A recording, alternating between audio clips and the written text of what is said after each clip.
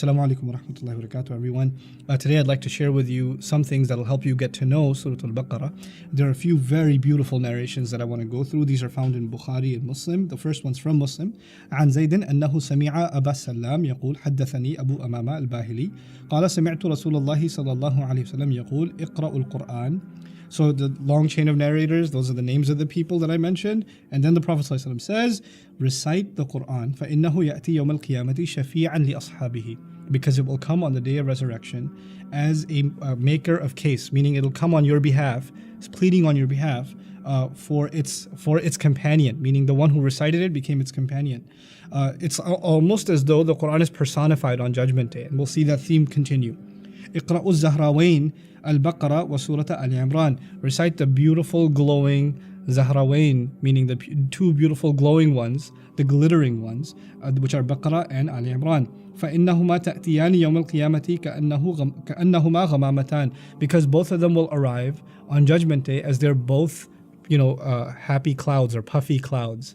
On the Day of Judgment, there's this intense exposure and humanity standing before Allah. And Allah Azza wa Jal and the idea of ghamam, if you study Surah Al-Baqarah itself, Allah will describe that the Israelites were out in the desert and they were going to die in the scorching sun. And Allah sent ghamam, clouds that gave them shade. So there's scary clouds, but these are not scary clouds. These are actually, you can say, white, puffy, happy clouds. And they take that kind of image and they come and hover over the people that used to recite them. This is important also because in another hadith of the Prophet ﷺ, we learn that on the Day of Judgment, there is no shade except for a small group of people. In other words, people are going to be seeking shade on Judgment Day when the entire sky is torn open. فَإِذَا انشَقَّتِ السَّمَاء فَكَانَتْ وَرْدَةً كَالدِّهَانِ يُرْسَلُ عَلَيْكُمْ أَشْوَاظٌ مِّن نَارٍ in Surah Ar-Rahman. The sky will be ripped open. There's going to be meteors falling onto the earth. People are going to be looking for a place to find refuge. And here you have people of Baqarah and Al-Imran, and two clouds are hovering over them, providing them security. SubhanAllah. أو كأنهما غيايتان. Or it is as though that they are غيايتان. غيايتان وهي بالياءين ما يكون أدون منهما في الكثافة وأقرب إلى رأس صاحبهما كما يفعل بالملوك فيحصل عنده الظل والضوء جميعا. SubhanAllah, it's so amazing. Clouds are way up there. The Prophet ﷺ said, there could be clouds up there, but depending on your closeness with these surahs, those clouds descend down upon you and they're literally right above you. They're just protecting you right above you. SubhanAllah. They come really close to you. And the image that some of the ulama, this is commentary from scholars on the hadith, is that, how kings, when they're in the shade or in the sun, when they travel in the sun, and there's a servant kind of putting a thing over them so they get shade all the time. They're not completely in the dark, they can see what's going on, but they're also being provided a kind of shade. That's how the surah comes to serve the one who accompanied it. أَوْ كَأَنَّهُمَا فِرْقَانِ مِنْ طَيْرٍ صَوَّافٍ. Or it's like two massive flocks of birds that keep hovering around you. Like they're the ones protecting you from anything coming. تُحَاجَّانِ عَنْ أَصْحَابِهِمَا, that are going to make a case on behalf of the people who accompanied them. SubhanAllah. These birds are there to protect us. And hujjah in Arabic is to make a case against someone or to make a conclusive case in favor of someone. In other words, these surahs will make a case for us on Judgment Day like nobody else, and we're saved because of these surahs. اقرأوا Surah Al-Baqarah. Then the Prophet said, and after highlighting both of them, then he specifically focused on Baqarah. This is the Prophet's words, ﷺ. Recite Surah Al-Baqarah. فَإِنَّ أَخْذَهَا barakah. Because holding on to it is blessing on top of blessing on top of blessing. Barakah means goodness that will continue to grow more than expected. Barakah also means goodness that is there to stay. Its effects are going to be residual across your life and they will only multiply. أَخْذَهَا barakah وَتَرْكَهَا حَسْرَةً. And leaving it alone, abandoning the surah, is regret. You're going to regret missing out on the goodness that would have come into your life if you didn't have a relationship with Baqarah. وَلَا تَسْتَطِيعُهَا الْبَطَلَ. And the liars and people that falsify are never going to have any say over it. They're not going to be capable of doing any damage to it or the one who holds on to it. The idea al-batala, like Muawiyah says, that batala here means sorcerers. People that are jealous, they put an evil eye on somebody, or they try to, all kinds of crazy stuff they try to do to somebody, hurt somebody. None of this will have an effect on you if you are holding on to the Surah Al-Baqarah. Batala also means people that try to make you doubt your faith, people that try to falsify about you, people that spread lies about you, people that try to hurt your reputation, they try to harm you in any way, Baqarah will protect you. You hold on to this Qur'an and it will be your shield against all of them, especially Surah Al-Baqarah. عن جبير بن نفير رضي الله تعالى عنه قال سمعت النواس بن سمعان الكلابي يقول سمعت النبي صلى الله عليه وسلم يقول. Now another narration, this is also found in Sahih Muslim. We're going to learn something new about this image now. يؤتى بالقرآن يوم القيامة وأهله الذين كانوا يعملون به تقدمه سورة البقرة وآل عمران. On the day of judgment, the Qur'an will be brought forward. And along, on the day of judgment, along with its people, those who used to act on it. And Surah Al-Baqarah and Surah Ali Imran will be leading the front, meaning Qur'an itself is arriving, and in the front of that caravan of the Qur'an is the two surahs, Baqarah and Ali Imran. وَضَرَبَ لَهُمَا رَسُولُ اللَّهِ صَلَّى اللَّهُ عَلَيْهِ وسلم ثَلَاثَةَ أَمْثَالٍ مَا نَسِيتُهُنَّ بَعْدٍ. And the Sahabi says that the Prophet gave 3 examples to help me appreciate what it's going to look like on Judgment Day, to describe these surahs coming. I could never forget them. كَأَنَّهُمَا غَمَامَتان. It's as though they are 2 clouds. We read this already. We heard this already. أَوْ ظُلَّتَانِ سَوْدَوَانِ بَيْنَهُمَا شَرْقٌ. Or dark shadows, dark shades, between which there is light coming through. Dark clouds themselves are scary, but when dark clouds are accompanied with light, you have both effects. If too much exposure to light will burn you, so you need the shadows to cover you. But if all you get is shadow, then darkness itself is scary. It's the best of both worlds. That between these two, you're going to be given protection, but not so much that you get overwhelmed by it. Light will come through as well. أو كأنهما حزقان من طير صواف تحاجان عن صاحبهما. Once again, it's like flocks of birds coming and hovering around, protecting the one and making a case in favor of the one who used to accompany them. May Allah make us from them. Then Abu Hurairah's narration رضي الله عنه أن رسول الله صلى الله عليه وسلم قال لا تجعلوا بيوتكم مقابر. He said, don't make your homes into graves. The Prophet said, don't turn your homes into graves. إن الشيطان ينفر من البيت الذي تقرأ فيه سورة البقرة. No doubt about it, Shaytaan runs from the house in which Baqarah is being recited. So our homes, to save our homes from the effect of Shaytaan, recite Surah Al-Baqarah. And of course, how would you turn a home into a grave? When the hearts are dead. Allah is not talking about zombies. He's not talking about people that are the living dead or something, or people die. No, He's talking about spiritually. Don't let your home spiritually die with the absence of Surah Al-Baqarah. What is in this surah that's so epic that you have narration after narration after narration? And this is the most profound one. I was just blown away by this one. This is in Bukhari. عن أسيد بن حضير قال بينما هو يقرأ من الليل سورة البقرة.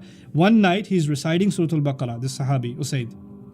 وَفَرَسُهُ مَرْبُوطًا عِنْدَهُ. And he's got a horse stable, and his horses are all, they're tied up right in his company. إِذْ جَالَتِ الْفَرَسُ فَسَكَتَتْ. All of a sudden, his horses started acting up when he was reciting. So he got quiet, and the horses calmed down. فَقَرَأَ. So he recited recited Baqarah again. فَجَالَتِ الْفَرَسُ. The horses started acting up again. فَسَكَتَ وَسَكَتَتِ الْفَرَسُ. And so he stopped reciting and the horses calmed down again. He's like, why do I recite Baqarah and these horses go nuts? ثُمَّ قَرَأَ. Then he recited فَجَالَتِ الْفَرَسُ فَانْصَرَفَ. So then the horses started acting up again, and so he left, he moved back. But then he realized وَكَانَ ابْنُهُ يَحْيَى قَرِيبًا مِنْهَا. His little boy Yahya, this Sahabi has a little boy Yahya, he's at the stable right by the horses, and the horses are acting up, and he's afraid that they're going to trample him because they're acting up. فأشفق أن تصيبه. So he got really scared that they'll strike him. فلما اجتره رفع رأسه إلى السماء. So when he pulled his son out, he lifted his head to the sky, and he noticed something in the sky. حتى ما يراها. And he went away until he couldn't see it anymore. So there's 2 weird things happening. One, the horses are acting funny. He's pulled his kid away. He's looking up and he sees something, and he goes far away until he can't see it anymore. So now he comes. فَلَمَّا أَصْبَحَ. Then the next morning came. حَدَّثَ النَّبِي صَلَّى اللَّهُ عَلَيْهِ وسلم فقال. So he came to talk to the Prophet ﷺ, but the Prophet ﷺ preempted what he was going to say. He said, اقرأ يا ابن حضير, اقرأ يا ابن حضير. Ibn Hudayr, recite. Like the Prophet's telling him, why'd you stop reciting? Like the Prophet already knows, ﷺ, that he's going to tell me about some recitation problem that happened the night before. The Prophet preempts him and says, keep on reciting. So he says, فَقَالْ فَأَشْفَقْتُ يَا رَسُولَ اللَّهِ أَن تَطَأَ يَحْيَى. I was really scared that they're going to trample over my son Yahya. وَكَانَ مِنْهَا قَرِيبًا. And he was really close to them. فَرَفَعْتُ رَأْسِي فَانْصَرَفْتُ إِلَيْهِ. So I raised my head and I just ran over to him and grabbed him. فَرَفَعْتُ رَأْسِي إِلَى السَّمَاءِ. As I was pulling him away from the horses, I looked up to the sky. Now check this out. فَإِذَا مِثْلُ الظُّلَّةِ فِيهَا أَمْثَالُ الْمَصَابِيحِ. So I see the likes of what looks like shadows, but they're lamps inside the shadows. I can't describe it, it's kind of weird. They're like shades, but they're like lamps at the same time, descending. فَخَرَجَتْ. So they started leaving. حَتَّى لَا أَرَاهَا. Until I couldn't see them anymore. And the Prophet ﷺ says, وَتَدْرِي مَا ذَاكَ. Do you know what that was? قَالَ لَا. He said, no, I don't know. He says, تِلْكَ الْمَلَائِكَةِ دَنَتْ لِصَوْتِكَ. Those were angels that came down because of the beauty of your voice. You were reciting Baqarah and it attracted all kinds of angels, and they started coming down, and the horses would see the angels coming down, and the horses started freaking out because they couldn't handle the sight of angels. And you looked up and you saw these little beacons of light. Those were actually angels. وَلَوْ قَرَأْتَ لَأَصْبَحْتَ يَنْظُرُ النَّاسِ إِلَيْهَا. And if you had kept on reciting, the angels would have been so attracted that they would have become visible. They left the world of the unseen to join the world of the seen just to enjoy your recitation of Baqarah. That's how much it attracts the angels of Allah. And he says they would have come down so that people could see them. لا تتوارى منهم. There would be no barrier left. People would have been able to see the angels because of your recitation. SubhanAllah. Then, of course, there are so many ayat inside Surah Al-Baqarah that there are narrations about. I won't go into them. Of course, Ayatul Kursi is a thing by itself, right? There's so much that's been said about Ayatul Kursi. But I'll tell you what the last two ayahs of Baqarah, which will benefit you immediately, inshallah. The Prophet ﷺ says, again, muttafaqun alayhi, the hadith, من قرأ بالآيتين من آخر سورة البقرة في ليلة كفتاه. If whoever recited the last two ayahs of Surah Al-Baqarah in the night time, it's enough for him. That's enough for the person. And that means that this is something very, very beneficial for us to do, to recite and ponder. And by the way, I come from, Indo-Pak subcontinent culture where we glorify recitation without pondering. When the Prophet ﷺ says recite this, he doesn't just mean verbatim, just read it without thinking about it. The companions, nobody ever did that. Every time they recited, they were pondering the meanings. Like, this is not an artificial chanting kind of relationship with the Qur'an, but a meaningful, deep, thought-provoking relationship with the Qur'an. That's what Allah wants. He doesn't just want us to memorize and chant words. He wants us to engage with these words so they melt our hearts, so these words go into our hearts. An acknowledgement of the power of these words. So learn the Qur'an, memorize the Qur'an, recite the Qur'an, but recite it being thoughtful of what it means. That is when these benefits actually come to life. Now what I want to tell you quickly, inshallah, is just some things about Surah Al-Baqarah. It's the biggest surah of the Qur'an. It's so huge. I wanted to go through some of those narrations to tell you some of the merits and profound beauties of this surah that even from the Prophet's time, ﷺ, we should appreciate. But some things you should know about its subject matter. Easily you can divide the surah into 9 parts. Okay, so it's a long surah, 286 ayahs, and 9 logical parts. And I want to walk you through what happens in these parts and how they're all kind of connected to each other. Okay, so the first part of the surah is Allah dividing all of the audience of the Qur'an into 3 groups. The people who engage the Qur'an, they're either going to be people who have faith, people who absolutely reject it, they want nothing to do with it, or people who claim to have faith but they don't really have faith, hypocrites. So believers, disbelievers, and hypocrites. This is the first discussion of Surah Al-Baqarah. You can call it part 1. In part 2, Allah says, this idea of people who openly believe, people who openly disbelieve, and people who conceal their faith. This is something that's always been the case, and actually this legacy of faith, disbelief, and hypocrisy, this story started with the story of Adam himself. So the next story is that of Adam alayhi salam and how he ended up on the earth. And that's part 2. Beyond part 2, we move along in this surah, and Allah Azza wa Jalla says, just like Adam was chosen as a special creature to take responsibility on the earth, he was actually made a Khalifa, someone who will pass down a legacy one generation after another. As humanity spread enough, it was important not just to have one person represent and one person take over responsibility, but an entire nation.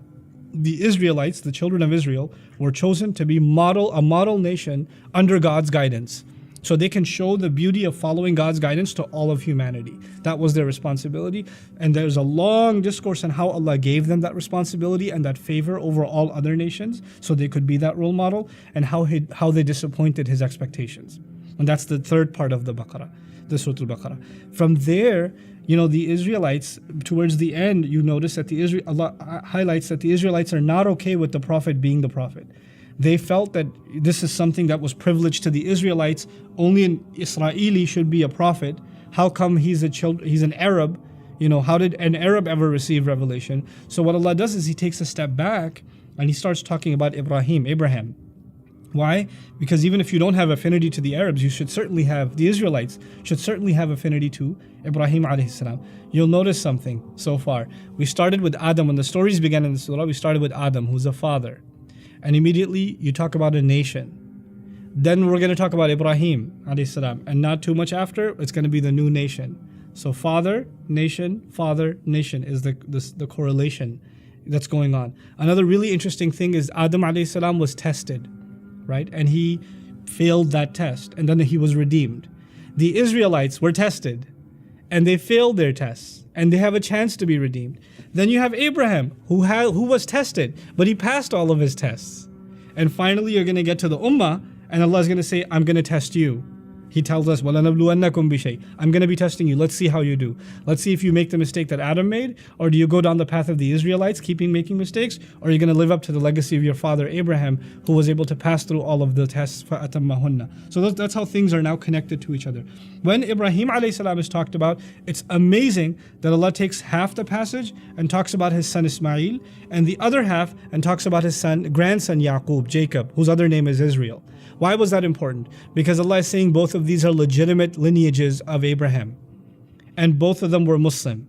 He uses the word Muslim from both of their tongues. So you understand that what the Prophet is calling you towards is very true and very original to the Abrahamic message. And when you, the Israelites, are rejecting the Prophet because he's Arab, you're not being very different from Iblis, from the devil, who rejected Adam because he's made of clay. So don't go down that road. Accept him. And as this was done, then we switch over to what this father, now that he's got two lineages, he's going to leave a legacy behind, an institution behind. What is that institution? He built the Kaaba. He built this house in the middle of the desert. And as he built that house, he prayed for a prophet to come. And now the Israelites are being told, Muhammad ﷺ is the answer to the prayer of your own father Abraham. He's the answer to your own father's prayer. He's the fulfillment of his own legacy. You should take ownership and you should have loyalty to the Prophet Muhammad ﷺ just as you do to Abraham. And then they recognize the change of the Kaaba because the Prophet ﷺ stopped praying towards Jerusalem. And now because of these ayat, that's the fifth subject of the surah, the change towards the Kaaba. And beyond the Kaaba, now that the capitals have shifted, it used to be that we prayed towards Jerusalem, so it was almost like even the Jews felt like we're not that different. But now we're praying towards Mecca. This is totally different. They're a new nation now, and Allah inaugurates us as a new nation. Kuntum khayra ummatin ukhrijat lin-nas. Actually, that's coming in Ali Imran. But even now, كَذَلِكَ جَعَلْنَاكُمْ أُمَّةً وَسَطًا. We made you a middle nation. You're a new nation now. You stand on your own. The Muslim ummah, the Ya ayyuhal ladhina amanu starts getting used. Those of you who believe. Those of you who believe. That's the official address to the Muslim ummah. And when you have a new nation, you need to have a capital, which is our Kaaba. Then you need to have, your inauguration ceremony. Like, nations have Independence Day. We were given Independence Month, Qur'an month, Ramadan. That was revealed in this surah. The rituals of that house were revealed in this surah. The name of this ummah was revealed. Its prophet was given. So we are basically now turned into a new independent ummah that is going to go through their own trials. That's the next subject matter. Beyond that, interestingly enough, it's a long passage of Surah Al-Baqarah that mentions a number of different laws and regularities. And these laws have to do with fasting, with Hajj, divorce law is mentioned, social law is mentioned, some preliminary inheritance law is mentioned, zakat is mentioned, all kinds of laws dealing with each other, taking care of orphans, things like that. All of these kinds of things are mentioned in this incredible systematic order, which is too long to explain in this session, but at least that's the case. Now let me walk you through where we are so far. We started with believers, disbelievers, and hypocrites. That was section 1. Story of Adam was section 2. Then section 3 was the Israelites and how they failed expectations. Section 4 was they should have lived up to their legacy of their father Abraham. Speaking of Abraham, he's the one who built the Kaaba. That's section 5. Then section 6 is the Muslim Ummah are now a new nation. And they're going to be put to the test. In section 7, now what are you going to be tested with? These laws that you have to abide by. So the long section on laws, that's where we are up to section 7. I told you there are 9 sections in the surah. In the 8th, moving along, you have the longest passage in the Qur'an dealing with guidance on greed. Where should you spend your money? Where should you not spend your money? How should you make your money? How should you not make your money? How should you do business? And how should you not do business? Money matters. Just given an exclusive, exhaustive discourse in this surah, unlike any other surah in the entire Qur'an. that's dealt with. And this is important, by the way, because if you go back to the story of Adam alayhi salam, the problem was greed. And so Allah makes it a point to know that human beings that have now come to the earth, greed is going to be a big problem. It needs to be dealt with exhaustively. And as we conclude, then we get to the last 2-3 ayat of Baqarah, which are the one the narration says, whoever recites them at night, it's enough for them. One of the most profound prayers in the entire Qur'an, and those prayers actually tie up the entire surah. It actually wraps up where we began. Because at the end of the surah, we're basically asking Allah not to put a burden on us like the one He placed on the people before us, because they weren't able to bear that burden and they ended up being hypocritical with it.